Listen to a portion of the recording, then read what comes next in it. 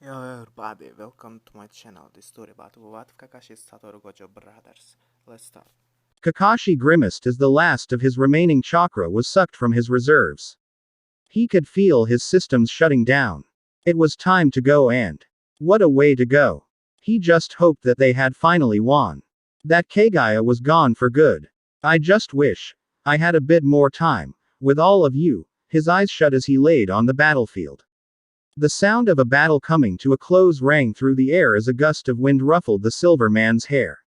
The day the Gojo clan was blessed with the six eyes is the day they were blessed with another cursed technique. Two shrill cries of infants echoed through the clan compound. One infant with blue irises that could captivate instantly. The other with heterochromia. A plain gray iris and a crimson red one. The twins both having a shock of pale white hair. Kakashi. Satoru happily skipped over to his younger twin. His mop of white hair untamed as he gave his twin a crushing hug. Kakashi let out a grunt of discomfort, before sighing and leaning into the embrace. Ma, what's got you in such happy spirits, Ni-san? The more mild-mannered Gojo Riku. With a raised brow. Satoru puffed his cheeks at his little brother. You said you'd make me sweets today. Kakashi hummed in response as he looked at his casted line. Okay. Ni-san, but after I catch another fish. Kakashi. Satoru whined, burying his face into Kakashi's bony shoulder. Despite Satoru being the older of the two, Kakashi was usually the more responsible one. Which W. Irritating to most of the clan. Didn't you have training today? Kakashi asked with his usual drawl. Satoru stiffened and refused to look up at his brother's knowing gaze. It was boring. I prefer training with you. Kakashi let out a light chuckle and ruffled his brother's hair. Go and finish your training. Then you can have some sweets and we'll train. Satoru looked up with a glowing smile that made Kakashi's heart warm. Really? Okay. I'll be back. Satoru was suddenly gone. Kakashi let out a sigh and looked back. The water as he shook his head. Ever since he was 4 years old, he could remember everything from when he was Kakashi Hatake. He could remember all of it. His father's death. Obito's. Rin's. Sensei's. The war. Everything. The reason he remembered everything. Well, he had a bit of an accident. Kakashi pouted as he watched Satoru training again. He was hanging upside down in a tree by his legs hooked around a branch. He didn't want to be jealous of his elder B. But he was. The clan worshipped the ground Satoru walked on, which was ludicrous.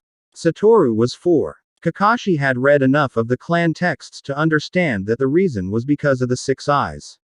They claimed that Kakashi had received a twisted version in the form of his own red eye. This irked Kakashi that they claimed it was impure. What would they know? They bothered to find out anyways. Kakashi huffed and swung back and forth on the tree in absent-minded thought. Kakashi was active and agile for his age. A natural talent for combat and strategy. A genius. And yet the only person willing to acknowledge that in him was Satoru. Satoru always made what Kakashi could do seem amazing. He would train with Kakashi and get excited at Kakashi's fluid movements. Kakashi just knew how to move. He couldn't explain it. He just could. As he continued to swing back and forth in thought, he was unaware of the gleeful smile on Satoru's face. It turned mischievous, and suddenly Satoru was on the branch as his sudden appearance scared Kakashi. Ah! Kakashi yelped and his grip loosened. Satoru could only watch as his twin went crashing into the ground. Kakashi landed head first with a loud thud. Satoru immediately leapt down with concern. Kakashi. Satoru's heart began to thud rapidly. He hoped he didn't just kill his little brother.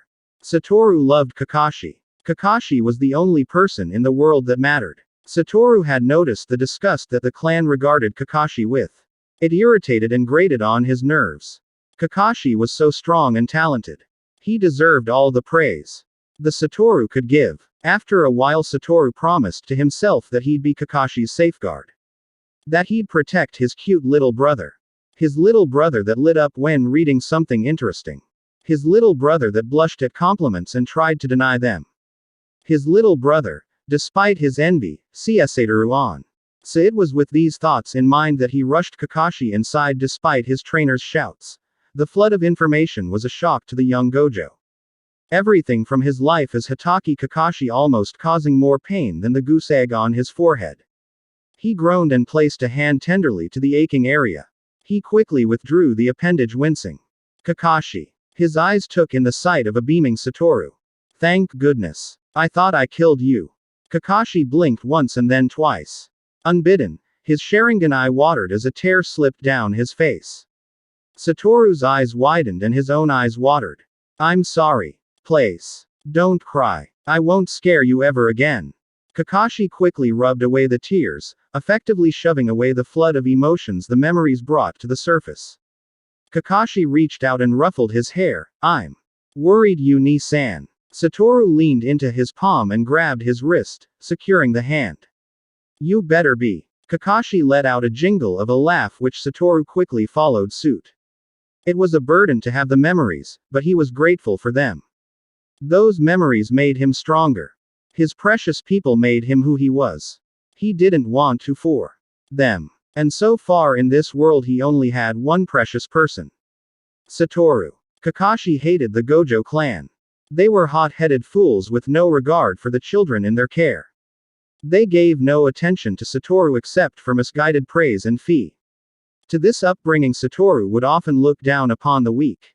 Kakashi tried his best to be a guide for his elder brother, but it was hard to go against what the clan had into Satoru's mind. This made Satoru distant to others. All except for his younger brother. Kakashi himself was often disregarded by the clan. Despite having gained his memories and soon reaching his former prowess, he had yet to earn their respect. He was Pow. Yes, with a large reservoir of cursed energy born into his body that could become limitless, and it helped with his Sharingan, but he was not the Six Eyes wielder. He was no prized possession. This irked Satoru that Kakashi was often given the cold shoulder. I don't understand why they don't train you as well. Satoru was pacing back and forth with anger welling. Core. He swung at Kakashi as his twin had moved in to strike. Kakashi blocked with his forearm and weaved around Satoru's unguarded side. Satoru saw this and pushed away to gain some distance. Kakashi straightened a bit.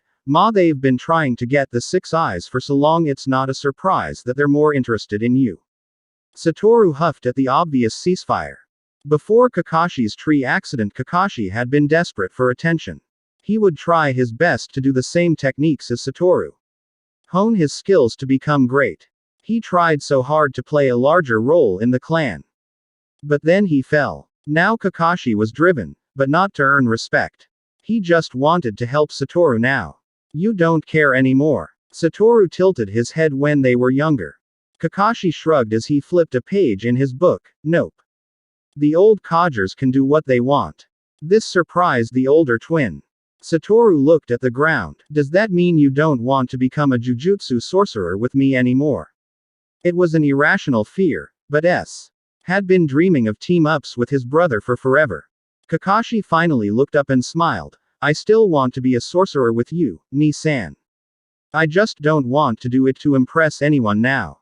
I just want to be your shadow and you. Satoru looked at him with shock.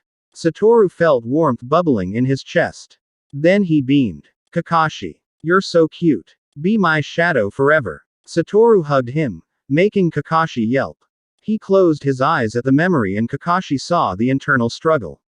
He walked over and ruffled Satoru's hair. Don't worry so much about me, Ni-san. Come on. I some rice balls earlier. Satoru's eyes brightened and he let out a holler of excitement. However, Kakashi could see the tense set in his brother's shoulders.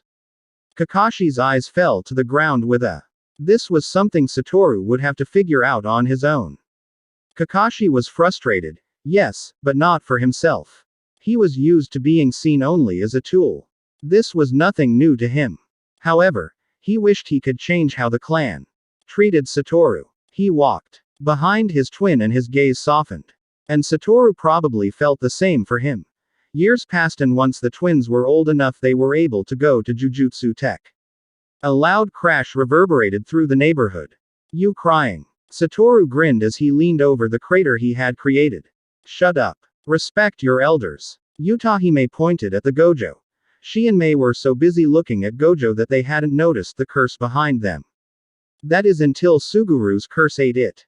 Kakashi looked back at his brother. Ni-san, my curtain isn't up yet. He quickly held up his fingers and a curtain was raised. Kakashi sighed and walked over with nonchalance. His uniform was unbuttoned, revealing a black shirt underneath, the uniform pants, and black combat boots that the pants were tucked into. He still wore his black face mask. Are you alright? Utahime-san. Mei-san. Kakashi questioned. How are you two related? Suguru raised an eyebrow. Don't you see the family resemblance? Satoru threw his arms around his brother. Kakashi rolled his eyes and sighed. Utahime blushed and she looked away at Kakashi's concern. We're fine. She would vehemently deny the fuzzy warm feeling that Kakashi's soft gaze incurred. I don't mind you worrying over me, Gojo-kun. Mei winked at Kakashi. Kakashi simply gave an eye smile in response. Why should we worry? You're strong. It's Utahime we're worried about. Satoru grinned, still attached to Kakashi's shoulders. Come on. Let's get you out of there. Shoko spoke with her usual subdued tone. Shoko. Don't change and be like them. Utahime hugged the second year. Kakashi sighed. Yaga glared at the second years with anger thrumming in the air. You couldn't have waited until after Kakashi had erected the barrier. He huffed. Kakashi scratched at the back of his head. Ma, I got it up before anyone saw. All's well that ends well, right sensei? Wrong. Yaga shouted, making all four of them react with nervousness. Kakashi winced as Yaga punched him over the head. Then he did the same to Satoru for destroying the place without a curtain. Both twins sucked in air through their teeth, rubbed at their heads. After further scolding, the second years all sat around the table. Why do we have to use curtains anyways? Satoru whined. It's better for the general populace, Satoru ni. Kakashi sighed, flipping a page in a book. Mass hysteria is avoided with ignorance. Kakashi thought back to the treatment. Naruto and what could have been avoided if no one had known about his tenant. But why is that our problem? Satoru whined as he leaned onto Kakashi. Kakashi didn't budge and continued to scan the page with his much heavier and taller twin Domin. His sighed. The strong should protect the weak, Gojo. This time Kakashi did close his eyes as Satoru and Suguru glared at each other. Their difference of opinions clashing once more. It was a wonder that they were best friends. Where is Shoko? Yaga walked in. Dunno. Suguru answered. Maybe the bathroom. Satoru smiled and Kakashi snorted. Yaga then began to explain their assignment.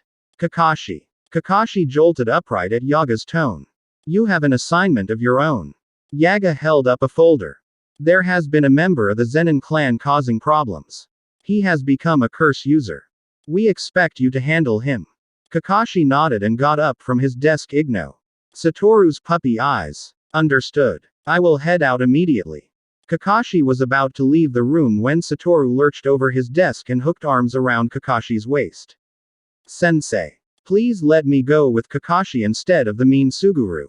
Satoru begged. Kakashi began to count to 10 for patience. No. Sensei. What if he's hit on by perverts? I need to keep him safe. He's too cute to be eaten so young.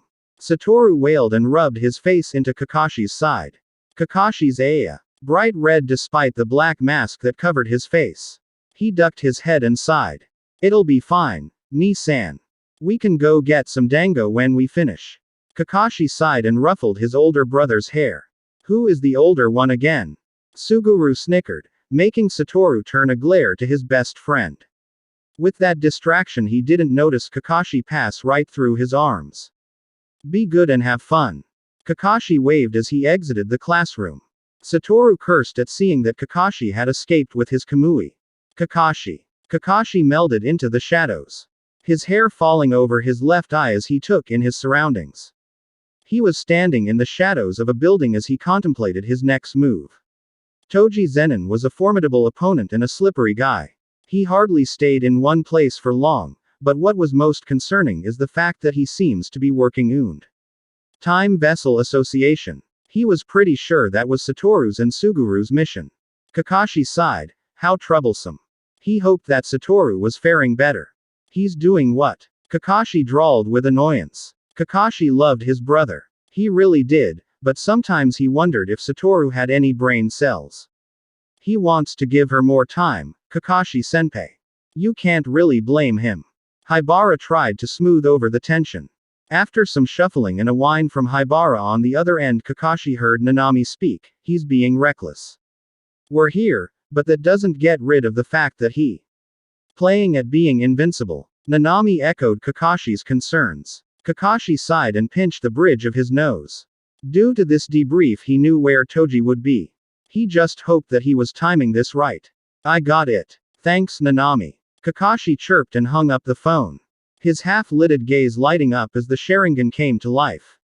They walked in and Satoru smiled. We're finally here. Satoru chimed happily. Everyone let out a breath of relief and Satoru allowed himself to finally rest. He released Infinite and he felt fatigued. No more babysitting. Riko turned a glare on him, but Satoru ignored it. That is when it went downhill. Toji's blade was close. It had almost pierced the Gojo when there was suddenly an arm wrapped around his target. The other pulled Satoru forward into an embrace as blue armor came to life. Toji's blade slammed into it before breaking. Toji let out a scoff in annoyance. My, that was cutting it close. Kakashi's tone was easygoing, but his blazing red eye was giving off a different emotion. Kakashi, Satoru said in surprise. Kakashi's gaze softened. Seriously, Ni-san, you scared me there. Satoru's eyes fell to the ground. I guess, I'm a little tired. Yeah, I can see that. Go and take that girl. This guy is my mission after all. Kakashi made sure his twin was steady before releasing the hold. Gojo Kakashi, wielder of the Sharingan and the skeleton shield, Susanoo. Toji grinned wickedly. Kakashi tilted his head back. Oh. So you know me. Who doesn't? But before anyone could react, he made a move for the girl. Kakashi's Sharingan read the movement and he was in the air kicking Toji away. Kakashi, Satoru shouted. Get going. Kakashi crossed his arms and blocked a punch. He went flying back and Satoru quickly caught him. Hurry, Suguru. We'll handle this. Satoru ordered. Suguru didn't need further prodding and beckoned for the girl to follow. Kakashi and Satoru stood across from Toji with glares. Then Toji moved forward again. Satoru tried to keep up, but he found he couldn't. He's not using cursed energy. I see. Follow his movements. Satoru said with frustration. Then watch mine and watch for openings. Kakashi pushed Satoru back as his Sharingan blazed red and he stopped a knife from being plunged into his twin. Kakashi's coup sparked violently as it clashed against Toji's deadly weapon. His arm blazed to life with blue as Susanoo the imperfect form went to grab Toji. Toji leapt back right into Satoru. Satoru spun, kicking Toji down. Toji hissed and landed roughly as he wiped the blood from his chin. Let's keep things close and personal. Satoru activated his blue technique and brought Toji in for more quarter combat. Toji growled and reached into his back pocket and drew out a grenade.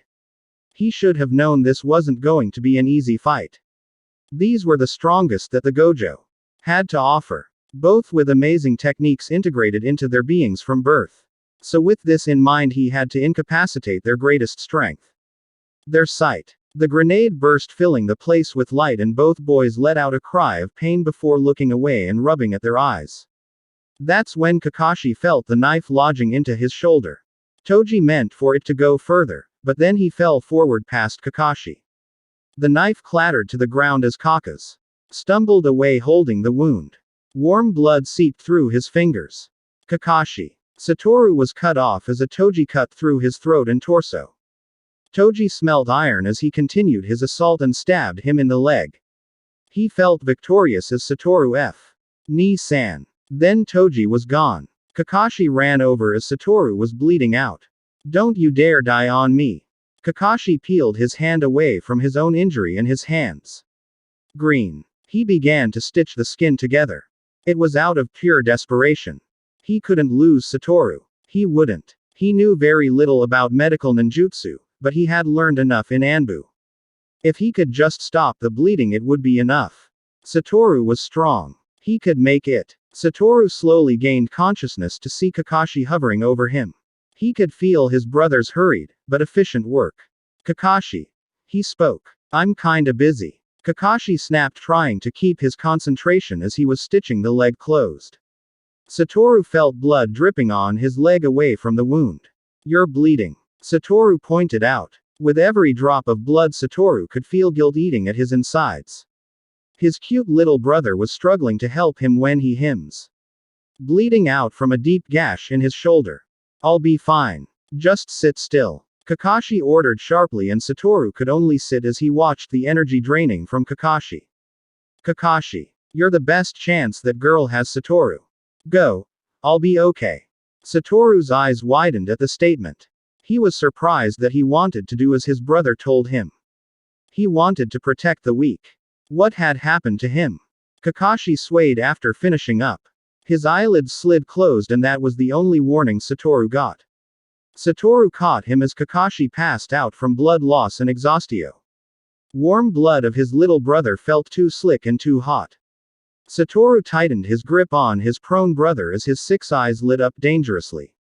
He was going to kill Toji. Anger rushed through his veins and he could hear the blood rush. His ears. Kakashi's pale skin looked even paler. This made Satoru release a low and dangerous growl. The air filled with his animosity, and it was like the universe shook with anticipation. The atmosphere became thick with killing intent. Toji had angered the honored one. Kakashi blinked awake and then jolted up in the bed. He winced as his shoulder protested and he grabbed his arm in pain. "You shouldn't be moving around." Kakashi looked Shoko, who walked over. "What happened?" Kakashi gripped his head as exhaustion gnawed at him. "Satoru killed Toji. The star vessel died before that." Kakashi stiffened at Shoko's words. "Satoru should be coming to see you soon. Just get some rest," Shoko said in an uncharacteristic moment of kindness. Kakashi looked at his lap with sorrow. Shoko left, and a little bit later Satoru slammed the door open before shutting it with vigor. "Kakashi, you're awake." Satoru skipped over. Satoru was ecstatic that Kakashi was finally awake. He was plagued with nightmares. Riko's cold body in his arms and Kakashi's warm blood against his skin. Both stark and terrifying contrasts. He didn't like the idea of Kakashi's body ever becoming as cold as Riko's had been. "How are you feeling? Did you want any flowers?" "Suguru doesn't, but I think it could really." "Satoru ni." Kakashi cut him off. "You don't have to be strong. Not in front of me." Hearing that, it was like the dam burst open and Satoru slumped into the bed next to Ka. His head landed on his brother's good shoulder. "I need to train." Satoru spoke with conviction. "You and we were too close to losing each other. I won't have that, ever." This surprised Kakashi. Satoru trained, sure, but not as much as he used to. Nowadays Kakashi had to egg him on to get training done. Satoru found more enjoyment in Gauden killing curses in a display of power. At Satoru's admittance, Kakashi's gaze softened. His brother was growing up. It was refreshing. Kakashi took in a breath. "Okay, I think I might have some ideas." "Okay, you too. Whenever you're ready." Kakashi sighed, rubbing the back of his neck. He was in a white tank top, black joggers, black sneakers, and his regular black mawas hot weather, and Kakashi could feel the sweat sheen on his body. But it wasn't like he wasn't used to this feeling. He had lived in a nation called the Land of Fire after a fact. The heat was a welcome comfort. As the two reared back, Kakashi's attention snapped back to the present. Suguru and Shoko launched the pencil and eraser at Satoru without hesitation. As the items sailed in the air, the pencil was stopped by infinity and the eraser was caught by Satoru. "What the heck?" Shoko huffed and Suguru looked intrigued. "We've been enhancing his abilities. Cranking it up in a sense. He can now automatically assess the danger of an incoming object depending on mass, speed, shape, and so will eventually get to poisons, but he is making pretty great strides," Kakashi said as he slouched and placed his hands in his pockets. Kakashi has been super helpful since his intangible state is pretty similar. "Don't I have the best younger brother?" Satoru cheered as he glommed Kakashi without remorse. Younger let out a small yelp of protest, before just going with it. "It's really more of Satoru. While I still have large reserves, I don't have limitless. He can continually activate his reverse technique so he can keep infinite up. He is basical, self-sufficient battery." Kakashi flicked Satoru on the nose playfully, making Satoru whine and rub at the area. It got the desired effect though, because Satoru released him. Satoru began to talk to Shoko to lend her a test subject, and that allowed Kakashi to glance at Suguru. Suguru's gaze was downcast and it seemed empty. Kakashi's gaze narrowed with suspicion. He had seen gazes like that. He had been ordered in his previous life to put an end to those traitorous gazes. Permanently. Kakashi was breathing heavily as he landed on the scene. His chest heaved as he saw Haibara and Nanami struggling for their lives. Haibara looked like a gust of wind knock him down as blood pooled from open gashes. Nanami himself had blood dripping over his eye, blinding his gaze, and he looked just as beaten.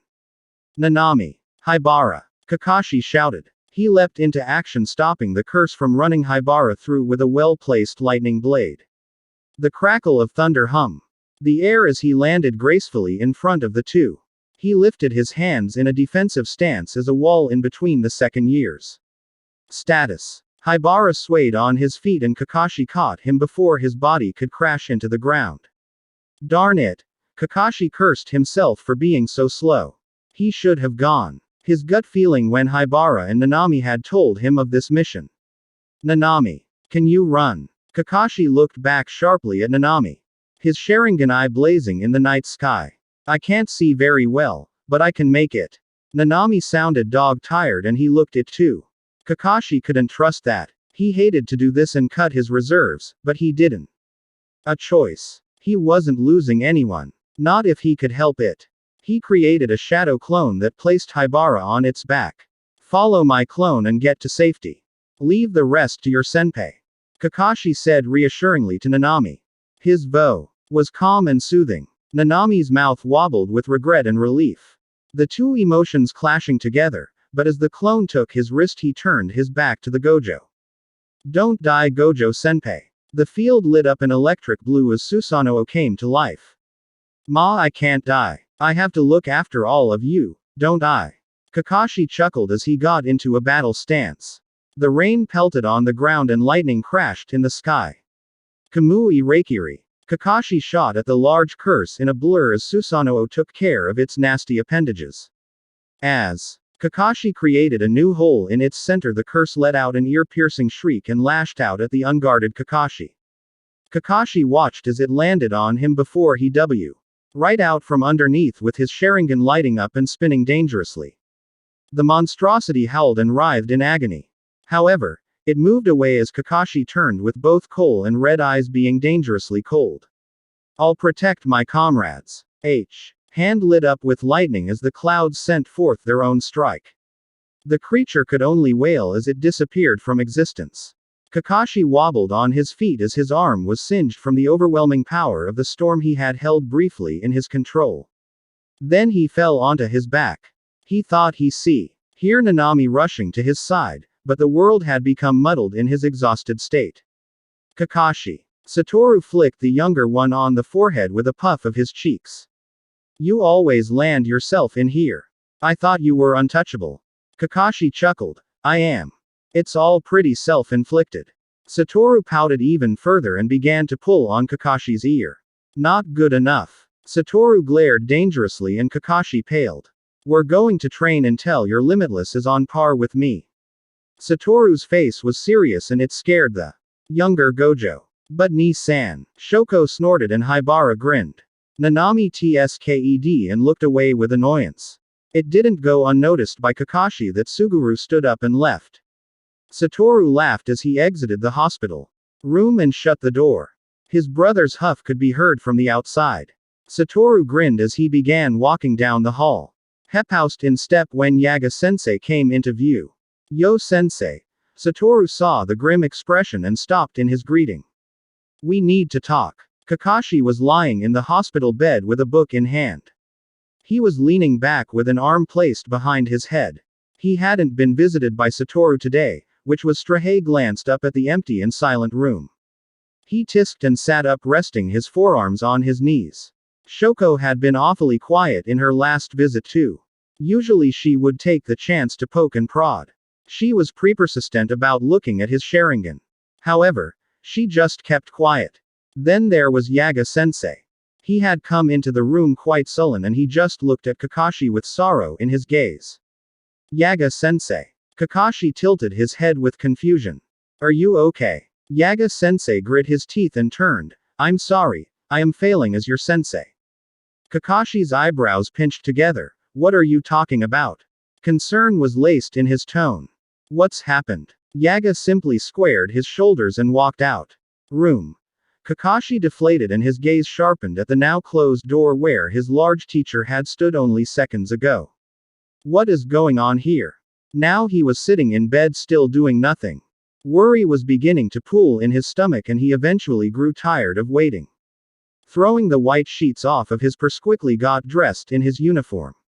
His bandaged arm itched as he pulled his uniform sleeve on top of it. He opened the window to see Satoru sitting on the window sill. K. Blinked in surprise. When did Satoru get here? And how had Kakashi not noticed? He must really be more tired than he had originally believed. Satoru hadn't moved. He was just sitting and staring at the orange hues of the setting sun. Ni-san. What are doing just sitting around? Kakashi leaned on the side of the window. Satoru didn't answer and this made Kakashi even more concerned. What aren't you telling me? Kakashi folded his arms ignoring the way the burns on his arm made him. Suguru was gone. It felt like Satoru had dropped a metal ball into Kakashi's gut. His mind went to the day he found Naruto at Final Valley. The small weight of Naruto in Hisa's reign poured over him. A cool blanket of harsh reality. Kakashi let out a resigned sigh. I should have known. He looked out the window and away from his twin. He has been too quiet recently. Too reserved. I should have say something. That isn't everything. Satoru curtly spoke, making Kakashi narrow his gaze. You're beating around the bush. Don't coddle me, Satoru ni. Kakashi drawled with barely hidden annoyance. Satoru stepped into the air and whirled around. I'm not coddling you. Satoru hissed. Kakashi's expression didn't waver. Then stop hiding. You had the others stay quiet. I'm exhausted, but not incapacitated. Kakashi crouched on the windowsill. What did Suguru do? Satoru grit his teeth and looked away. His fists tightened in anger. The air thrummed with frustration and grief. Kakashi's gaze softened. He sighed and stood up on the window's sill. Then with practiced ease he ruffled Satoru's hair. Come on Ni-san. I'm just your shadow, remember. Satoru released infinity and hugged Kakashi. He killed a village. A whole village. And then, his parents. His parents, Kakashi. Kakashi closed his eyes as his brother's frame shook with grief. He remembered the grief at seeing Itachi's handiwork. The sorrow that plagued him for not reaching out to Kahai. He remembered the helplessness that surged through him when he stopped Chidori from piercing Sakura. The regret at seeing Sasuke's revenge-blinded gaze. He knew there were no words he could say to make it better. He remembered the endless condolences that were thrown at him by well-meaning friends. But it never mean much. With that in mind, Kakashi hugged his brother back. All he could offer was his company on this downtrodden path. Kakashi. Am I strong? Kakashi gripped his brother's uniform jacket, the strongest. Kakashi tilted his head as Satoru made an annoyed face. You're Fushiguro Megumi, right? Kakashi took in the little tyke's bored expression, but sharp gaze. Yup. This was definitely Toji's kid. How strange. It was like looking at a carbon copy. He thought back too, and scratched at the back of his head. Genetics were an interesting thing. Who are you? And why are you looking at me like that? The kid questioned. Kakashi glanced at his brother and he couldn't blame the kid. Satoru was making quite the expression. It's just you look exactly like him. That just seemed to confuse the kid more. Kakashi chuckled uneasily. Sorry. We're talking about your father. Kakashi scratched the back of his head with a smile. I suppose you don't realize that you belong to a sorcerer family. A pretty INF. 1. The Zenin clan. Kakashi wanted to start off small. No need to overwhelm the kid. However, Satoru had other plans. Even if he did know, that doesn't mean his dad isn't a loser. I mean seriously, he dumped you and the clan. Pretty pathetic if you ask me. Satoru spoke up, making pinch the bridge of his nose. Yes. Satoru's infamous lack of tact. Anyways, you got powers and you can see them, right? Satoru leaned forward the slightest bit. I bet you already have manifested your technique. Kakashi stuck his hands in his pockets and studied the boy's lackadaisical posture. Kakashi would bet that the boy could care less. He snorted as Satoru went on about the clan and how it was pretty greedy. Unfortunately, Kakashi couldn't refute the claims. Most of the clans were power-hungry monsters. If anyone would want proof, they could. At Satoru and Kakashi's poor childhood. If they could even call it that. Sucks, doesn't it? Kakashi watched as Satoru crouched. Your dad. Iki. What does it matter? The boy cut off Satoru, surprising the twins. I don't care what he does or where he is. I haven't seen him in years.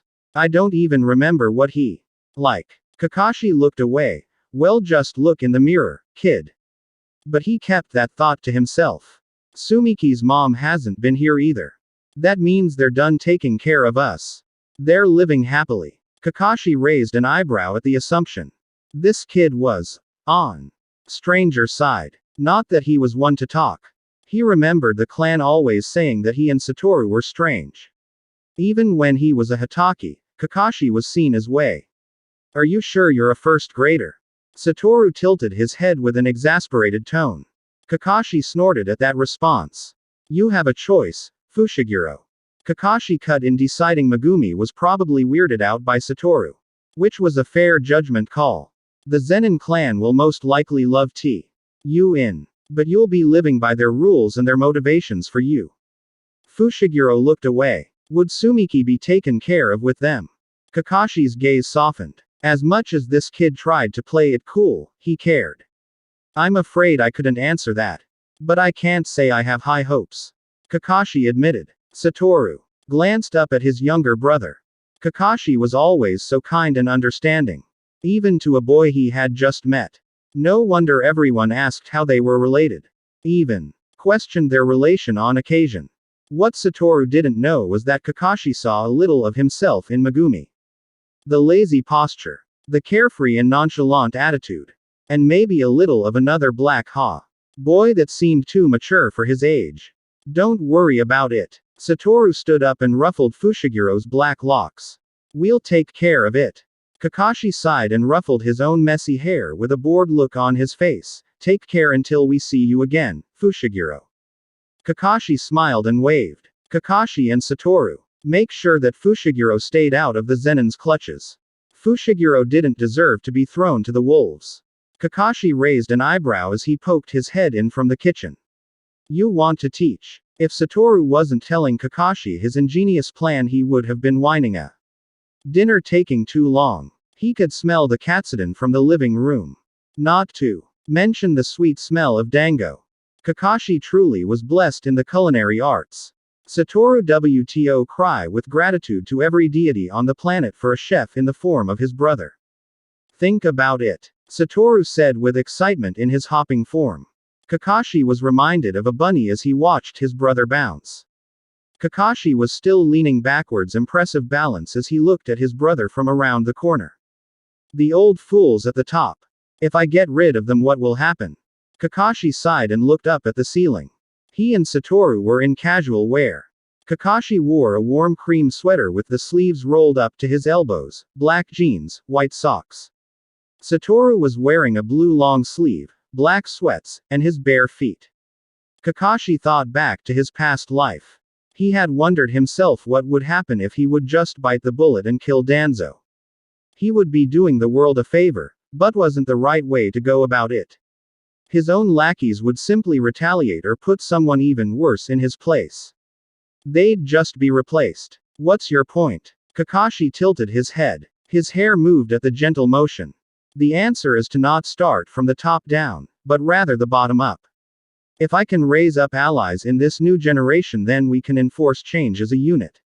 It'll be a new beginning, Satoru said with vigor as he continued to bounce on the balls of his feet. Kakashi hummed, that isn't a bad idea. In fact, it was a great one.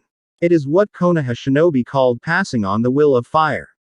Teachers would pass on ambitions and ideals and hopes. The next generation would then carry on those dreams to give hope to the generation after them. It was one of the reasons why the Hokages all have a similar dream for Konoha. From teacher to student. Right. Your Ni-san is a genius. Satoru tapped his forehead with a forefinger. He waited anxiously for Kakashi's reply. While he was a genius, Kakashi was the tactician. Strategist. He read people and found weaknesses that Satoru would eventually find, but Kakashi did it effortlessly. It was like he was bred for espionage. With this in MI. Had hoped Kakashi would agree with him. Kakashi snorted and placed the katsudon on a serving plate. That is true, but do promise me that you'll have the kid's best interests in mind. Not just as a means to an end. Because trust me, there is a lot there we could exploit without dragging in children. Kakashi gave Satoru a look. The nonchalant manner with which Kakashi was casually threatening the higher-ups made Satoru grin. Kakashi truly was a fearsome enemy. Those old coots won't know what hit them when Kakashi decides to play for keeps. Satoru raised his hands in surrender. Come on, Kakashi. Have some faith in me. Satoru pouted. Kakashi walked over and put the food on the table. I do. Kakashi ruffled Satoru's hair. Satoru pouted, but didn't move away. He hated admitting it, but he craved physical touch. It was a comfort that he selfishly hoarded and fought for since they were little. Who was older again? Ring ring. A black phone with a dog keychain vibrated on the table. With a sigh it was picked up. Oh. Megumi. Kakashi, now 28, placed the phone to his ear. Kakashi was freshly returned from a mission. He wore a black long sleeve, black techwear pants, combat boots, and a sleeveless blue hoodie. Yo. Satoru, who was standing beside him, tilted his head.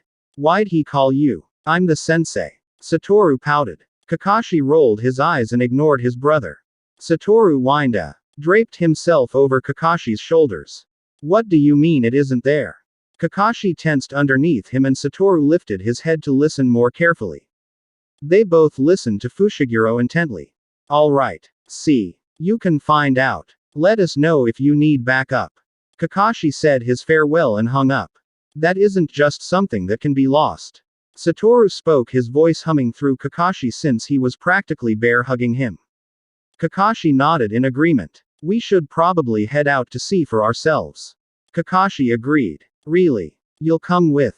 Satoru pulled away and began to bounce with excitement. It had been so long since they had done a mission together. Nowadays they were so up it wasn't even funny. It was killer on Satoru's mood. This is a finger of Sukuna. You'll probably need the help to track it down. Kakashi jammed a thumb to his own chest. Who better than the best jujutsu tracker? Satoru proceeded to glomp him. Fushiguro slapped his hands together in a familiar sign. Yuji Itadori. I will now exorcise you as a curse. How could he let this happen? This was all his fault. He shouldn't let Itadori get stuck into this. He should have just left the other boy at the hospital. And now, shouldn't we see a doctor or something? It sounded like Itadori. But that didn't mean anything. Curses were tricky. Especially the king of curses. Could he do this? His heart began to pound and his wounds were pulsing with pain from the quicker pounds of his heart. What's the situation? He never thought he would be relieved to voice. But he was. Megumi. You're losing a lot of blood. Hold still. A softer voice made him slowly turn to look at his rescuers. Kakashi was crouched in front of him. A soft gaze on his usual features. He felt Kakashi take his hands and ease them apart. Fushiguro's body tensed, but with Kakashi's gentle persistence he dropped his hands. A familiar green glow appeared above his eye and he closed his eyes as he took in the familiar itch and comforting feeling of his wound being stitched closed. Well, I ate thing. Fushiguro grimaced as Kakashi stopped abruptly. He and Satoru were staring at Itadori with obvious disbelief. Tell me he didn't. Kakashi pleaded. Really? Satoru asked flatly. I did. At that reply Kakashi sighed and his eyebrows pinched together. He groaned and continued taking care of Fushiguro. It really did combine with you. Satoru was leaning in and observing Itadori. Kakashi held out a hand without even looking back to take the pink bag from his twin. Satoru beamed and began to stretch now that his hands were free. Kakashi placed Fushiguro further away and continued his first aid. Don't worry. I'm the strongest. Satoru spoke with confidence. Fushiguro rolled his eyes and Kakashi shook his head. Fushiguro watched with fascination, but he tried to unimpressed. It was always amazing to see one of the twins in action. Both brothers were talented and so strong. Kakashi noticed Fushiguro's rapt attention to the battle and smiled softly. Fushiguro looked up to Satoru in a lot of ways. The boy's soul never admit it, but Satoru was the figure he needed. Kakashi was up there as well, but Satoru was always there for the boy. Fushiguro had latched on and Satoru had latched on right back. As the fighting got worse, Kakashi grabbed Fushiguro and was quickly behind Satoru. Still with the pink bag dangling on his wrist. 3, 2, 1. Having finished up with the pressing injuries on Fushiguro, he appeared next to Satoru as he knocked Itadori out. Satoru eased him over to Kakashi. Kakashi took the boy with gentle ease and began to run a diagnostic check. Kakashi listened as the two began to discuss Itadori's fate. Kakashi's interest was piqued when Fushiguro said he wanted to save Itadori. This was a first. Maybe the boy had made a friend. Good for him. Kakashi rubbed at his neck with a sigh. Missions sure could be annoying. Kakashi was suddenly bowled into from behind. He groaned and looked up. Sorry Gojo-sensei. A familiar voice panicked as the person hopped off of him. Kakashi pushed himself up off of the ground. He was wearing a loose baggy green black cargo pants, and combat boots. He looked up to see Yuji Itadori holding a hand out to him. Oh, sorry. I just assumed with the hair you were. Wait. Don't I know you? Itadori tilted his head. Kakashi chuckled and got up off of the ground. Kakashi Gojo. It's nice to formally make your acquaintance.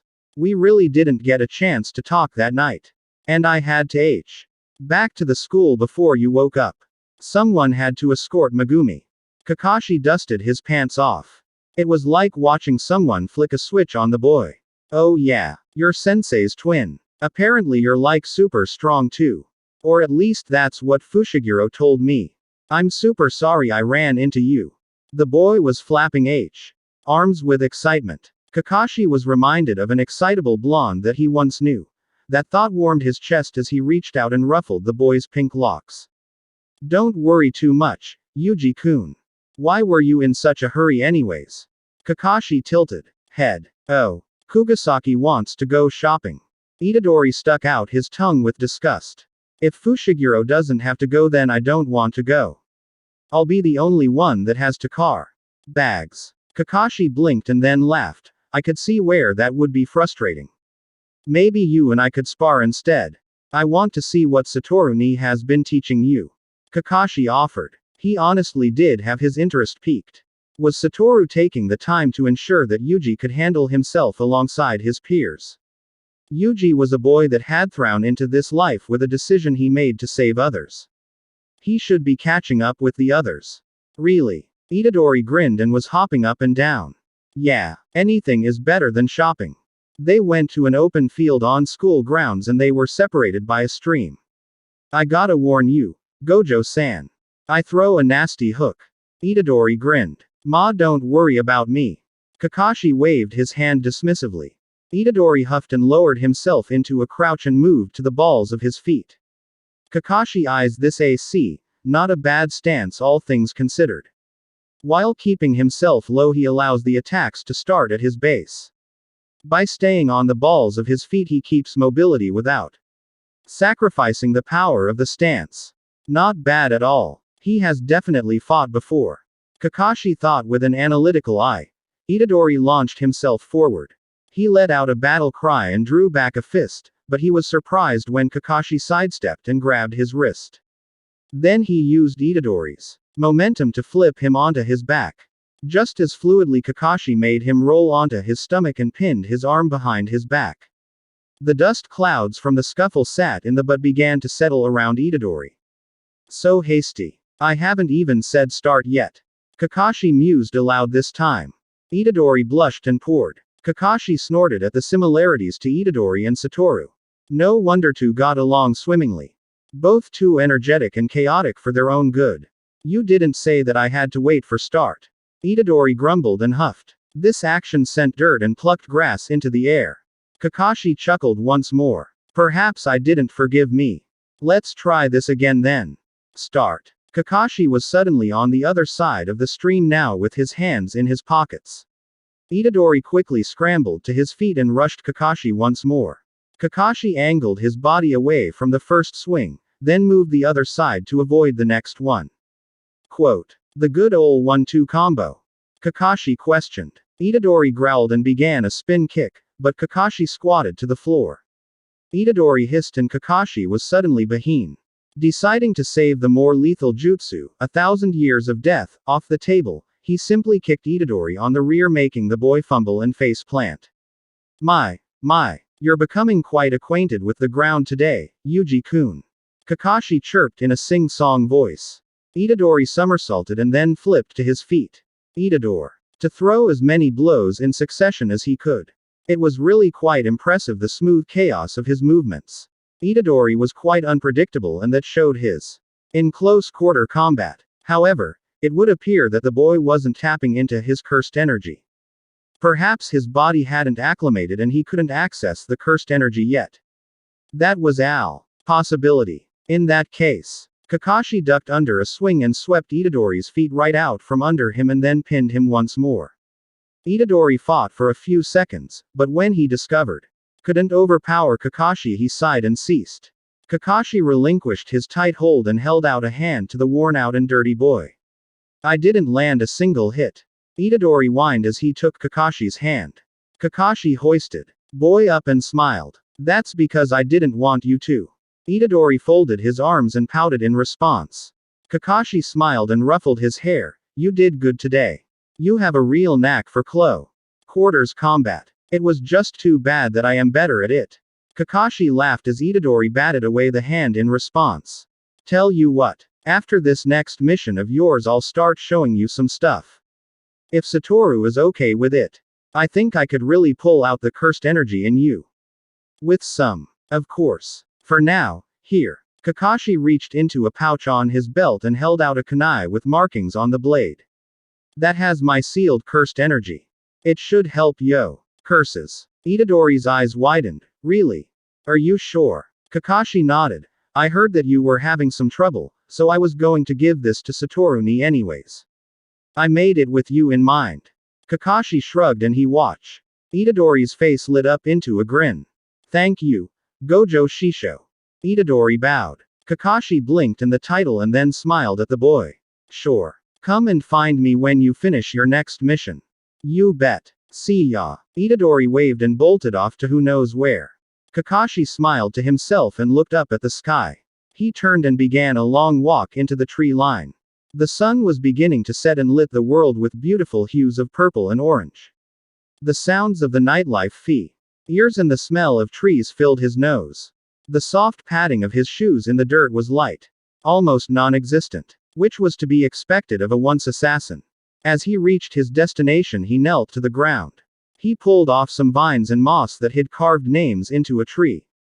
Tsukumo Hatake. Obito Uchiha. Rin Nohara. Minato Namikaze. Kushina Uzumaki. Asuma Sarutobi. Jiraiya. Tsunade Senju.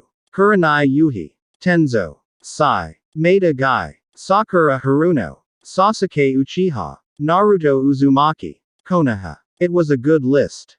A list of many precious people that he had left behind. Yuji Itadori. He's a lot like you too. Naruto.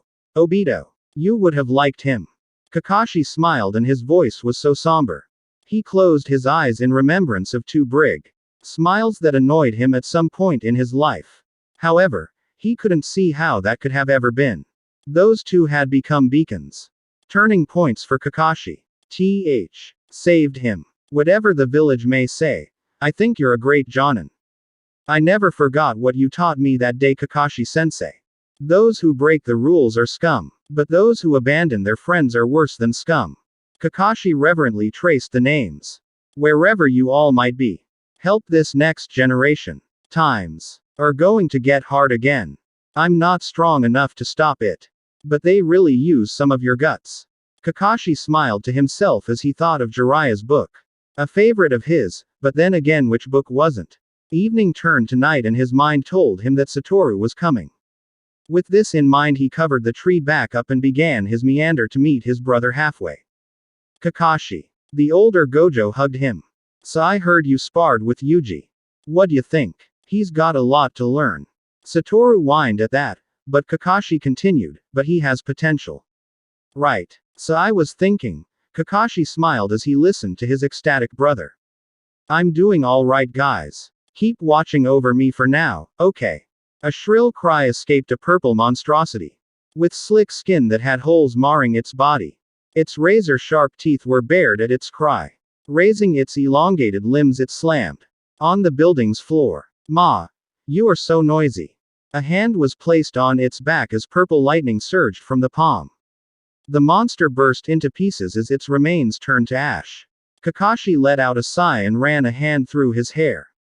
He wore a green bomber jacket, white baggy shirt, black mask, brown cargo pants, and black combat boots. Thank this mission he didn't get a scratch on him. He wanted to sigh with relief, because Satoru could be such a mother hen. Satoru would hound and whine at Kakashi to go get checked out after assignments. In dire times, dire in Satoru's mind, he would drag Kakashi to get checked out. The MHE stepped onto Jujutsu Tech Land. He hummed and checked the time on his phone to ground himself back into the world. Time to hitch a ride. He was about to click on I name when his phone blasted. Kakashi raised an eyebrow. "Oh, Ijichi. Just in time. I was just about to call." "Ah, Kakashi-san. Where are you?" Kakashi's gaze narrowed. "Why did you run earlier? Kind of a waste of your talents." Sukuna raised a clawed finger. Fushiguro glared at the curse with frustration. He ignored the blood streaming down his bruised face. He ignored the ache in his chest. He ignored the way he wanted to SC at his failures. "Sorry. Am I intruding?" A familiar voice made them both look to the side. White hair fluttered in the wind as he landed with grace. He had his hands in his pockets and his were slightly bent from the landing. He straightened to his full height and looked up with his Sharingan spinning. "I hate to interrupt, but I'm here to get Itadori back." Sukuna made a face. "You like that other annoying sorcerer?" Sukuna observed with annoyance. Kakashi tilted his head and smiled. "Oh. You mean Satoru ni?" Fushiguro let out a breath of relief. Help had arrived. "So you're the whelp's younger brother. Guess you got the worst luck to have a brother like him." Sukuna smirked. Kakashi's lazy gait never wavered, but his head tilted up just barely. It was obvious he was looking down on Sukuna from that angle. "Ma. I'd rephrase that if I were you." Suddenly a hand was on Sukuna's ankle. Sukuna looked down in shock when he was suddenly yanked into the earth below. The earth was confining around him. How was he doing this? "These brothers are annoying." Sukuna thrashed and broke the ground, escaping from the prison. A growl erupted from his throat as he landed. Kakashi lifted himself from the ground and proceeded to dust himself off leisurely as if he wasn't facing the king of curses. I suppose have known that it would take a little more than that. What is with you sorcerers? So annoying." Sukuna rushed Kakashi. Kakashi simply stood in place as Sukuna slid right through him. The wind swayed Kakashi's hair just the sharp whistle of Sukuna's movements pierced the air. Kakashi looked unfazed as he turned his gaze to Sukuna. Sukuna refused to admit the cold sweat that might ha broken at that gaze. It was the same as the other one. Same piercing disinterest. It was really pissing him off. Sukuna hissed as he whirled on his feet to meet the fist of Kakashi, the man finally having moved. Sukuna was shocked at the pure force this human had. He really was lick. Brother. He went flying back and crashed into a concrete wall. Debris clouded his vision, but he could see the terrifying glow of the Sharingan. The dust cloud did very little. Mask the animosity and killing intent radiating from the sorcerer. "So king of curses." Kakashi's hand was sparking with lightning. "Is that all you've got?" Kakashi's sharp and cold drawl was terrifying, but Sukuna held his ground and SN. He wasn't going down because a geezer wannabe. "Itadori." Sukuna and Kakashi hesitated to turn facing Fushiguro. "Just so you know." Kakashi glanced at Sukuna wearily. But he wasn't going to stop Fushiguro. I didn't have a logical reason for saving you that day. I did have reservations, but those were selfish and emotional ones. Kakashi's eyes widened when he saw Fushiguro. A smile. A pure one. Then his gaze softened. The Sharingan capturing the moment unintentionally. I'm a jujutsu sorcerer. I never once regretted saving you. Kakashi turned to Sukuna just in time to see the markings slowly disappear from the boy's skin. You've thought this out a lot more than I have. Itadori smiled and rubbed at the back of his neck. Oh. I'm sorry. I don't have a lot of time left. He looked at Kakashi. You. For stopping me. Gojo Shisho. Guess I won't get to learn those awesome moves, after all. He turned to Fushiguro once more. I won't be here to worry about you, or Kugasaki, or Sensei. I hope you all have long and happy lives. Itadori fell forward as the life D. From his eyes. Kakashi was there in seconds holding the boy's corpse from splashing into the muddy dirt below. Kakashi took off his bomber jacket and laid it on the ground. After doing so he placed Itadori on it with reverence. He could hear Fushiguro struggling to hold in the tears. Okay to grieve, Megumi. Fushiguro sank to his knees and Kakashi heard the splash of water on concrete. He closed his eyes and turned his head to give the boy privacy. Obito. Naruto. Sensei. Everyone, watch over Yuji for me. He's gone to be with you all now. Kakashi bit back the bitterness in his mouth. He felt a lump forming and he fell. The sadness that ate away at his very soul. Kakashi stood in the morgue on the other side of Satoru. He now wore a black leather jacket instead of the bomber jacket. I'm sorry Ni-san. I got there too late. Kakashi. Voice was somber. He was too late. Just like he always was. The room felt too stuffy and Satoru's underlying rage was bubbling underneath the surface. Kakashi was feeling suffocated, but he refused to leave Satoru's side. Didn't apologize Kakashi. Satoru's tone was softer than Kakashi expected. However, just as quickly as the softness came, Satoru's hands tightened. Maybe I should just go kill those fools. Satoru suggested with barely controlled ire.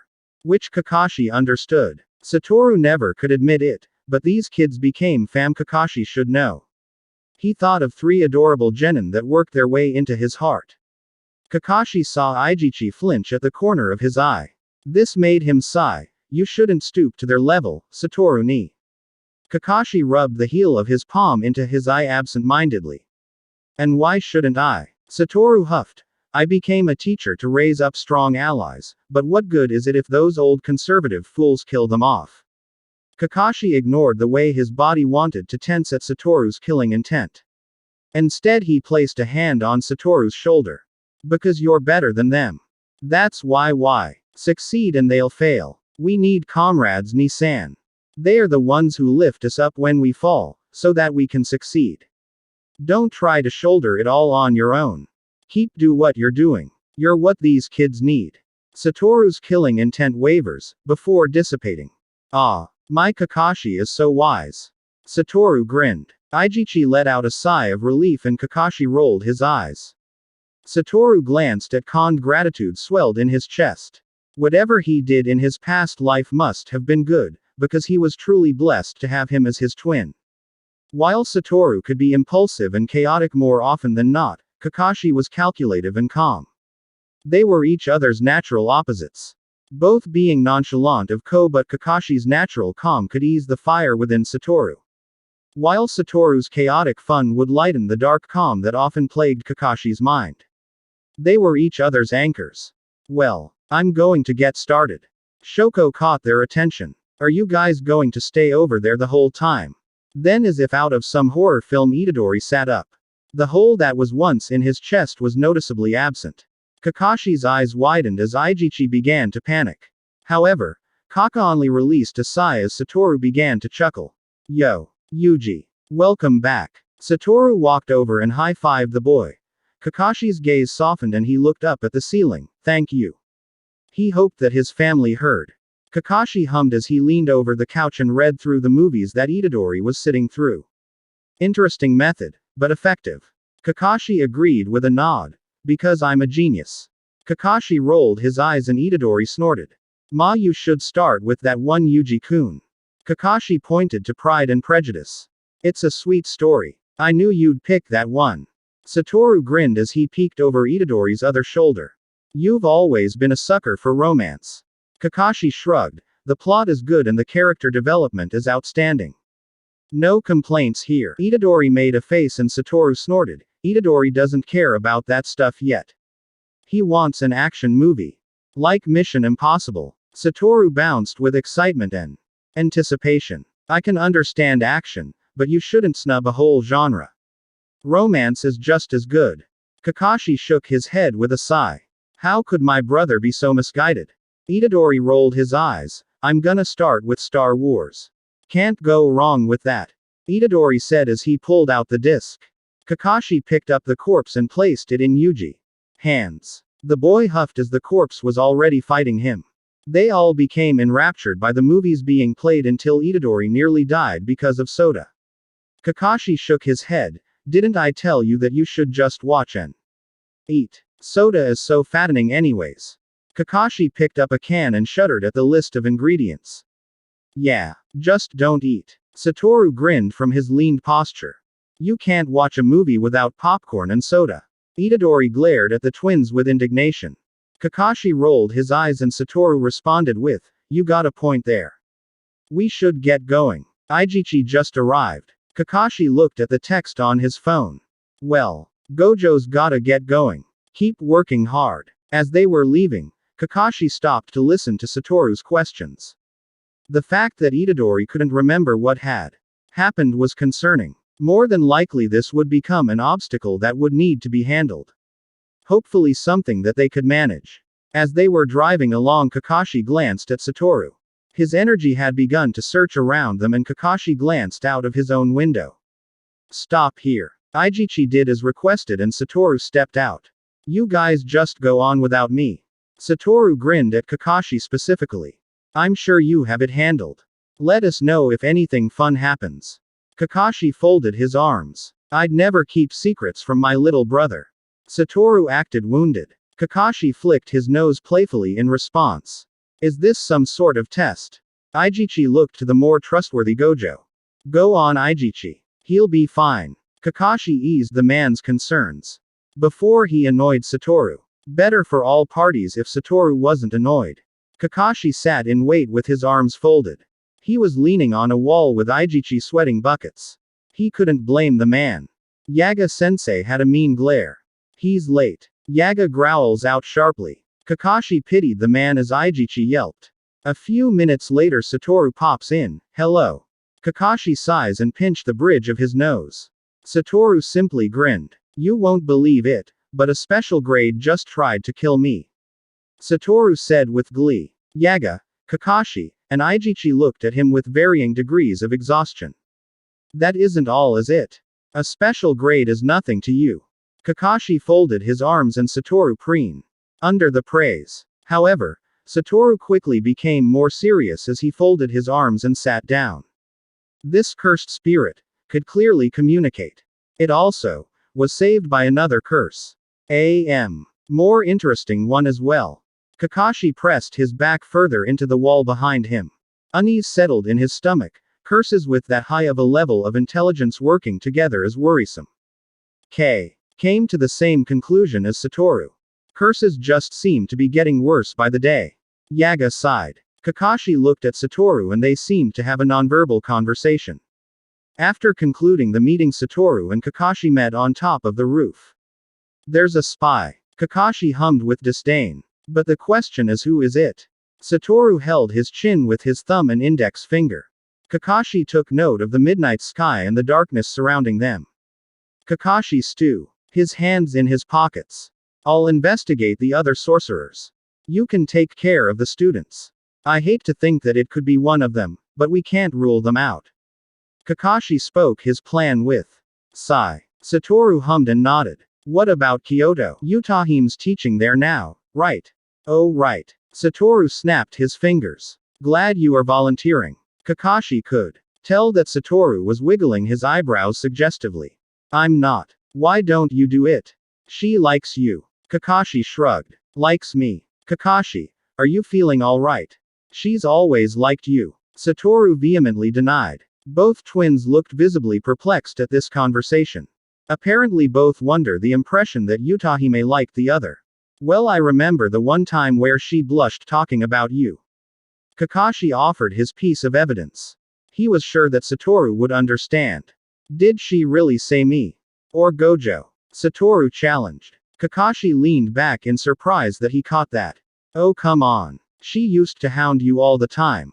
That has to mean something, Ni-san.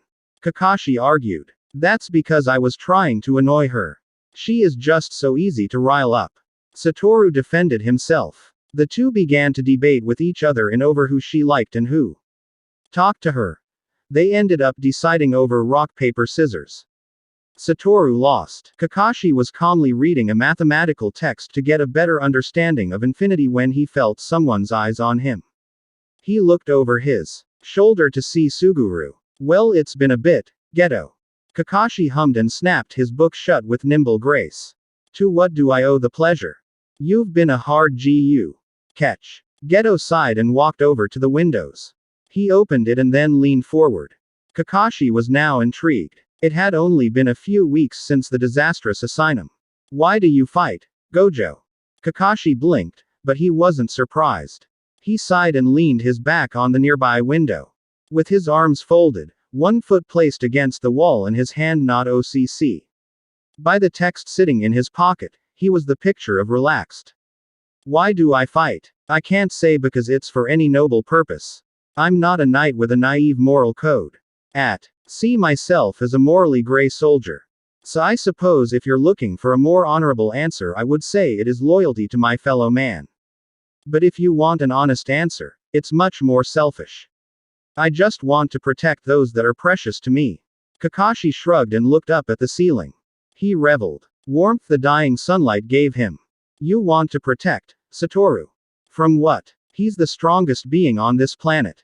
Geto snorted. From himself mostly. Geto's eyes widened. I understand that he is perfectly capable of protecting himself from outside forces. But have you ever wondered the burdens placed on the strong? I mean, I am sure you have subconsciously felt it. I myself understand the burden all too well. Much like Satoru, we were both born with high expecta islands with only each other. Geto felt the wind blowing his face and tussling his dark locks. The burden of the strongest has been placed on his shoulders, but despite that we've always had each other. He may not agree that I should burden myself with concern him, but I do. Because he's the most precious person in the world to me. Kakashi shrugged, so I fight to be by his side. To keep him safe from the self-destructive nature. Can come from being the pillar that the Jujutsu Sorcerer Society placed on him. Geto looked back at the pink and purple hues of the sky. I see, thanks. I think I can understand that. Geto shut the window with much more reverence than he had opened. He stuck his hands in his pockets and walked away. Kakashi watched him leave, and when he was gone, Kakashi sighed. I wonder if that helped any. Kakashi opened his eyes and glanced at the clock on the wall. I wonder why. I dreamt about that. It was so long ago. Kakashi's sleep-addled brain was slowly churning. Lone Gray Eye was staring at his pale fingers that had yet to even twitch at his awakened state. He sat up and rubbed at his neck. 4:30 a.m. Time to get to work. Kakashi dressed in his leather jacket and was out of the hotel room at 5:30. He checked out and stepped out into the cool morning air. First, I'll check up on Uragiri. Kakashi pulled out his cell phone. He saw the good morning text from Satoru and smiled. He responded in kind and hopped on his motorcycle. Favorite form of transportation in this day and age. It was the closest taste to freedom he would get from a vehicle. He hated the boxes that this time called cars. More like a coffin on wheels. He secured the helmet and sped off to where Uragiri should be on his mission. Gak. Yuji went flying back. He rolled away head first and came to a pathetic stop at the wall. He groaned and flopped onto the ground with very little grace. He looked up. Satoru spinning his phone on his fingertip. He seemed anxious, and Yuji had an idea the cause of his sensei's displeasure. Nay, sensei. Where is Shisho? Yuji pouted. The younger twin would usually be there to comment or be the trade in sparring partner. However, Kakashi was nowhere to be. He had an assignment. Satoru sighed. Bingo. Yuji paled and looked away. When will he be back? Satoru pouted. Who knows? A man with dark hair and plain features paled. The swipe of the curse's claw sent him into a wall. With a thunderous crash, a crater was the evidence of his body having hit crumpled to the ground. Third grade class Mai. The man was cut off as he was smacked around once more. He could hear ringing in his ear as he struggled to get to move. His vision was wobbly and his whole frame shook. His hand slipped in the blood he was losing. He crashed to the ground with a loud slap. The curse ominously made its way to him. The hot breath on his back was enough to tell him that he was about to die. Then it started. One chirp. Then thousands. He opened his eyes to see Gojo Kakashi soaring through the air like the lightning coursing in his palm. And just like that, his hand sliced through. Curse like hot butter. The curse let out an agonizing scream of pain that only caused Urajiri to wince. He watched the curse writhe in agony as its whole being disappeared from this plane of existence. Ma Urajiri-san. You look pretty beat up. Urajiri felt the familiar stitching and he sat up. Kakashi straightened from his kneeling position when he saw Urajiri sitting up. Gojo-san. What brings you here? If you aren't on a mission, then you're attached to your brother's side. Urajiri smiled at him. What was the Gojo's game? He wouldn't be. To see him. He was a second-grade sorcerer that did little jobs. Well, Satoru is busy training his new brats. Kakashi said with fondness in his tone. He tilted his head and smiled. Kids need a lot of attention and love. So I decided to talk. Trip. I sensed the curse and decided to see how I could help. You're lucky. I hear that turning in injury paperwork these days are a pain. But I healed up most of the damage. We don't have to turn in injury paperwork, Gojo-san. Urajiri said with confusion. This Gojo was definitely after something. Urajiri could feel the sweat dripping down his. Kakashi hummed. We don't. I suppose I am just remembering Konoha. Urajiri didn't outwardly react, but he bit down on his tongue. Pardon. Kakashi raised a snowy white eyebrow. Ma Urajiri. Did you know what is a secret about the Mangekyo Sharingan? Urajiri was pushed into a wall and Kakashi's boot SLA.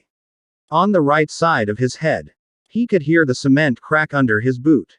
I can see residual chakra from your previous life. I do recall seeing similar chakra from a Ru member. Urajiri hissed and smacked the leg away and pushed off of the ground. He ran for the nearest window. I am no match for cold-blooded Kakashi. Especially not in this stat. However, he never got to the window because a blue bone fingers encircled him.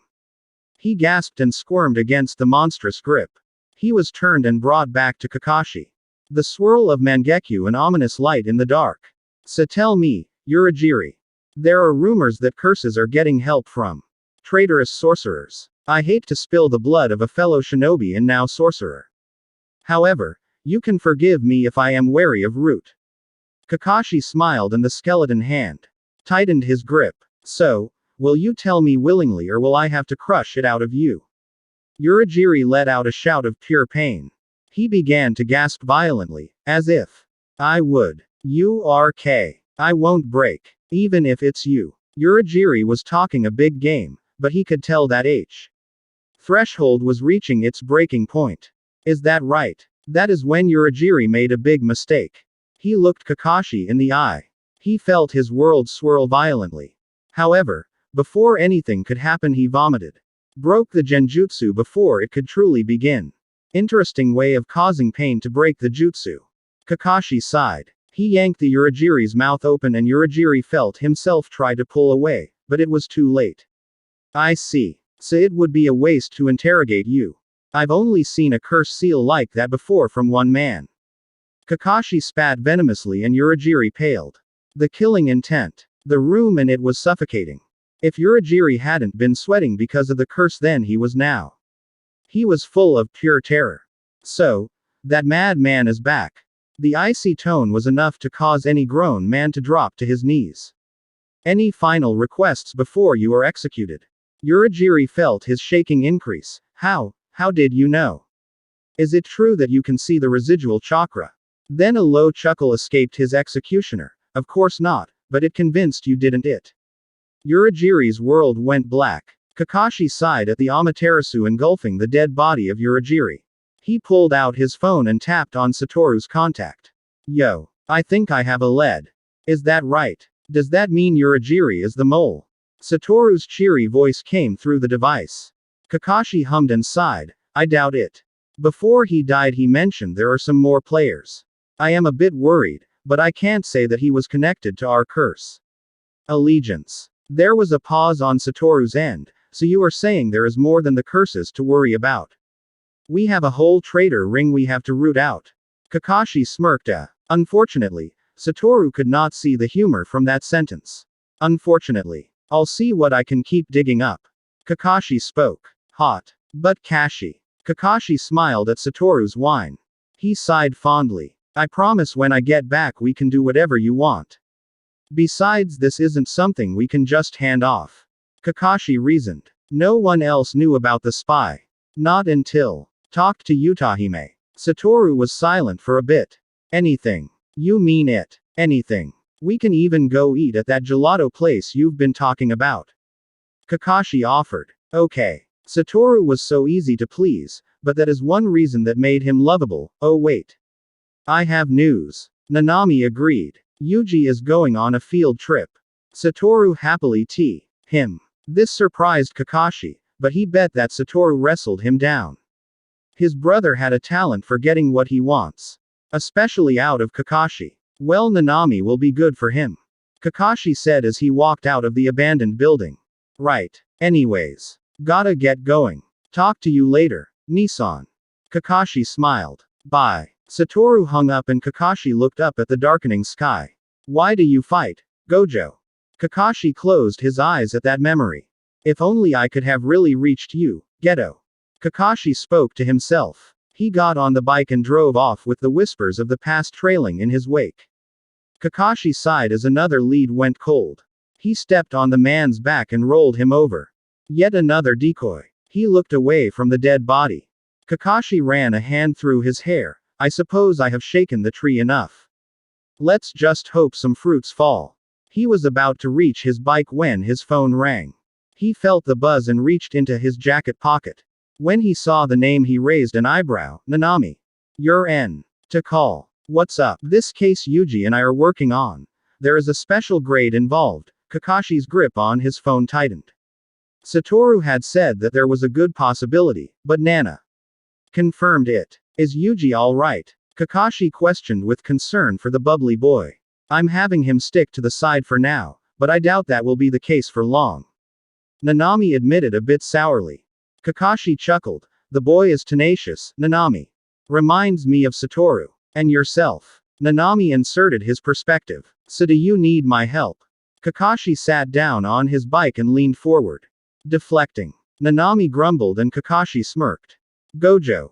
There is something I need to tell you. Before you get here. Kakashi was silent and waiting patiently. I had Yuji befriend a witness to the crime. See what he could find out about the other boy. The other night. The boy, his mother W. Killed. We found a finger of Sukuna at the scene. Kakashi's skin felt like ice in an instant and his throat constricted. It's the real deal. Unfortunately. Does Yuji know this? Kakashi quietly and reverently questioned. No. He would just blame himself. Nanami responded with a solemn tone. That may be the case, but Nanami. Hiding that from him won't make him feel any better about it. Just think about it. Ultimately the decision is between you and Satoru. Kakashi replied. He looked at the clock. I will be there soon. Then he hung up. He closed his eyes and thought about how Yaga had tried to hide what happened with Geto. He thought about how the third hid the truth about Itachi from him. He thought about how his father hid his depression from him. He thought about how he hid so much information from Naruto. Withholding information from a kid might seem like a good option on the surface. But it only led to heartbreak eventually. Kakashi revved the engine and sped off down the streets of Japan. Loud sounds of fists could be heard coming from the courtyard. A fight was going on and it was turning for the worst. Mahito opened his mouth and began his domain expansion. Black hands sprang from him as an origin point and reached out for the sorcerers. Yuji was almost entangled in it when he felt strong warm arms pull him to safety. He was suddenly in the air and he could feel his rescuer flip perfectly and land with ease. Looked up and gaped. Shisho. Yuji says with surprise. Kakashi looks down at the boy riddled with holes. His mind played back to when he found Naruto with a hole in his beloved jacket. Guilt stabbed at his heart from the mem. And the state Yuji was in. Looks like you've been fighting hard. Sorry I didn't get here sooner. Kakashi ruffled the teen's hair gently. Wait. Nanaman. Yuji jumps from Kakashi's secure grasp and bangs on the domain with his balled fists. Easy Yuji. Kakashi advised. Easy. Shisho. Nanaman. Kakashi blinked. There it was again. He covered his mouth and chuckled. Nanaman. Huh, how cute. As expected Yuji's cheeks blushed. Is now really the time? Yuji huffed. Alright. Just hold on. Kakashi patted his shoulder. He stepped forward. After all, to beat a domain expansion, you will need a domain expansion of your own. Kakashi too. Deep breath. Punch the barrier as hard as you can and I'll take care of the rest. Kakashi instructed with his calm and soothing tone. Yuji nodded and reared his fist back. Nanami closed his eyes and accepted his fate. He hoped that Kakashi would arrive soon. Once he was dead Yuji would need the support to take Mahito down. He was glad. The foresight to call the Gojo. He smiled. He was glad he had the chance to make these friends. He thought of everyone. Satoru, Kakashi, Haibara, Shoko, Yuji. And so many more. He could die in peace. He heard shattering glass. He turned to see a fist crashing into the domain and his eyes widened. Because the minute it did the world shifted. He stood on crystal clear water with the night sky being filled with red moonlight. Domain expansion. Tsukuyomi. A cool and familiar voice spoke. Nanami turned to see none other than Gojo Kakashi walking over with his hands in his pockets. The red moonlight was shining off of his silver hair and brightened the red. Sharingan. So you're the special grade. Who are you? How did you nullify my domain? Mahito was panicking. Kakashi tilted his head. I suppose introductions could be arranged. Kakashi rubbed at his neck in a bored fashion before he took that same hand and lightning came to leaf. My name is Gojo Kakashi. But don't worry about remembering it. You'll be dead soon anyways. Kakashi sprang forward. Mahito hissed and went to cut Kakashi with an extended arm, but he was thoroughly shocked when it went right through the man. The lightning cut his whole arm off and he howled with pain as he stepped back. Kakashi looked down on the curse. Time, space, and even physical matter. I control it all. Suddenly Susanoo came forward encompassing Kakashi. You're finished. Sus. Struck with Kamui Shuriken. The blades tore at the curse practically devouring it hungrily. After this Kakashi let out a breath of relief. The curse was lying there barely moving, but Kakashi knew he hadn't been able to finish the job. He still needed to improve his domain expansion. He didn't have it so he could use too many techniques with it. Especially draining techniques such as Susanoo and Kamui. As he was about to stumble back Nanami placed a placating hand on his shoulder. Thanks. Looks like Tsukuyomi is still not perfected. It worked, did it not? Nanami raised an eyebrows. I suppose it did, Nanaman. Kakashi smirked and Nanami's eyebrow twitched. While this occurred the curse began to expand. Kakashi glared. What was his game? They needed to let this play out. They needed to be ready. Then Yuji was moving. Wait. Yuji. But the boy had already been set into motion. Kakashi could only watch as his fist connected and the curse quite literally popped. His Sharingan blazed as he took in the movement. Nanami. On it. As the blonde had said he moved forward and slammed his wrapped weapon onto the hard metal grate. However, the curse was gone. Kakashi turned his attention to the falling Yuji. Kakashi cursed as his body stumbled. He threw himself forward and caught the boy before he hit the dirt. Nanami. Kakashi called and the other sorcerer cursed. Nanami quickly yanked out his phone as Kakashi quickly began first aid. Yuji. Yuji. I need you to stay awake. Kakashi demanded, but the boy's eyes were closing. Nanami rushed over and saw the familiar green glow emitting from Kakashi's palms. You've already been pushing yourself. I can tell you didn't rest after that top secret. You should take it easy. Nanami lectured. I'll be fine. I won't push myself too much, since it'll be just basic first aid. I am just stopping the bleeding so we can clean the wounds and bandage them. Kakashi was sweating from exhaustion. Nanami had been right. Before coming here he had fought another root-turned-sorcerer. In an attempt to get him to talk he had used Tsukuyama. Hadn't gone over well. Then he just used it again in a much larger scale.